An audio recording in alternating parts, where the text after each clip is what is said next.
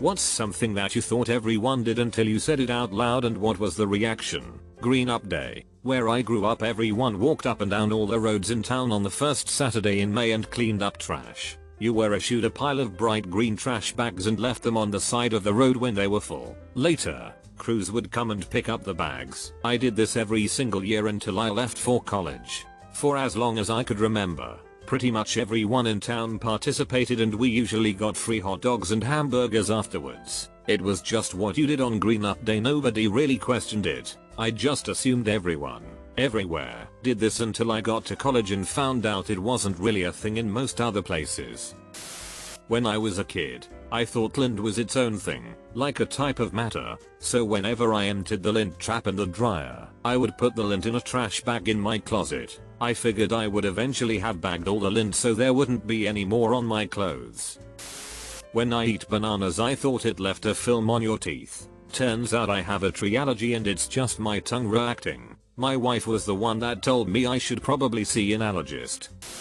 I'm allergic to hazelnuts as they make my throat and mouth itch pretty badly. When I was a child, I thought that eating them meant sacrificing yourself until I one day expressed how much eating hazelnuts sucked and my dad had to tell me something was wrong. I have that same allergy. It sucks. It wouldn't be so bad if everything hazelnuts were in wasn't delicious. My allergy has gotten progressively worse over the years. I also have the same allergy to Brazil nuts, walnuts, cashews, and a couple of others. One of my earliest memories is when I was around 2 years old. My dad used to keep a bowl of nuts and their shells on the coffee table, and I got a hold of a walnut and ate it, and then I spent a couple hours with an itchy throat and tongue and I was miserable. I've avoided walnuts ever since, which is pretty easy because I don't like them either. They taste really bitter to me. Hazelnut, on the other hand, it's annoying because I have to really check labels. It's in a lot of things. Have you ever heard of Ice Cubes chocolates? They're little individually wrapped squares of really creamy, delicious chocolates. I used to get them at 7-Eleven when I was younger, and at first I had no problem with them. Then I noticed I started to get that same feeling afterward. The itchy throat. Sure enough, they have hazelnut in them. I can't even have a little of them now.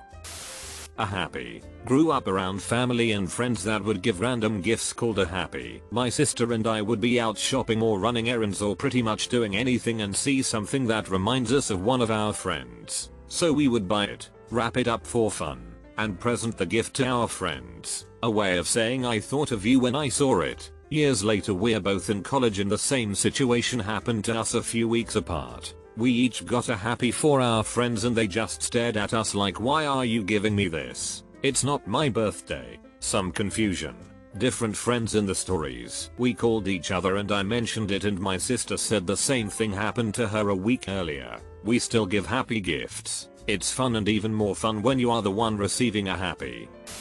I get brain freeze in my chest, not my head. I grew up thinking it was stupid that cartoons and stuff would grab their heads after getting brain freeze. Since that wasn't where it happened, I thought it was a dumb misnomer they were taking too seriously. I mentioned this to my girlfriend at one point and she looked at me like I was crazy. Turns out, most of the population gets head pain, but some get chest or neck pains instead. I grew up close to NASA and with a lot of the children of astronauts. In elementary school, when someone's dad or mom were on a mission, they would herd all of us into the library. They'd put on a TV and that kid's parent would be floating around doing all those cool zero-G space tricks and talking to us, answering questions, whatever. I assumed this happened everywhere until college when my roommates informed me that no, they did not get to talk to astronauts on space missions at their elementary school. I knew this guy when we were 18 years old. He was telling us a story about something which happened at his home. While he was telling this to us, he told us he takes a bath with his mother. Wait, hold up, you take a bath with your mother? You? Yes, I do. You don't? Red-headed, shameful-faced. We are open-minded and we knew he was a mama's boy, but not to this extent. Well, we laughed about it, and never mentioned again. Still to this day, I still odd about his mother. Apparently having dreams in third person is not very common. Most people have dreams where it is in their POV, but my dreams are in the view of a camera following me around. Never knew it was uncommon until my high school teacher brought it up, and I was the only one with my hand up for dreams not in first person.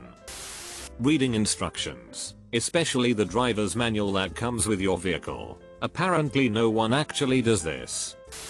Could never figure out why others couldn't see in the dark. We'd go walking at night and others would insist on having a flashlight. I thought it was because they were city folk and not used to being out in the country and a bit freaked out. Come to find out, I'm colorblind and thus have much better night vision. This is wild. I have had the same experience. Grew up in the woods. Colorblind AF and blue AF eyes. From Google. Much like animals, some folks with color blindness see far more shades of black and white than the average person. The presence of additional rods enable them to gather more light, therefore giving them greater depth perception, definition, and awesome night sight like cats and other predatory creatures. Great shout for bringing this up. Smelling that the water's boiling and ready for the pasta to be put in. You know when people put a pot with water on the stove, turn the stove on and do stuff while waiting for the water to boil? I always thought they are coming back to the pot as soon as they smell that the water is ready. When I told a friend about it years ago, he told me there's nothing to smell and had no idea what I was talking about. XD. I thought everyone has stories in their head. Different stories on their mind constantly. I found this out when I asked my friend how they could mute the stories going on in their head. And she said, what? I have the unfortunate curse of multiple simultaneous streams of thought. Most of the time it is a curse since it's like having 7, 8, or 9 televisions on at the same time. And I mean exact same time. I used to think it was schizophrenia or some form of autism. But when I talked with a doctor about it, they said it is just a rare condition exacerbated by anxiety. It's awesome when I need to do something very complex. But otherwise it is a disaster upstairs. I can't do it to the same degree anymore, but I used to be able to memorize ridiculous things at insane rates by scribbling them on a mental whiteboard. Some of my teachers in school would get frustrated because I wouldn't show my work in math classes, including calculus. They'd give me a problem to test to make sure I wasn't cheating. I'd sit there for a few minutes and then write down the answer. I can still do it a little bit, but it's really fading with time. It is completely unfathomable to me that some people do not have an internal dialogue or ability to mentally visualize things. I have synesthesia and I thought everyone saw colors when they heard music or assigned different colors to different letters and numbers until I learned about it in my first year psych lecture. In a video we watched, they said people with this condition often grow up thinking everyone has the same experience as them. And I was thinking, yay, we do. Apparently we don't.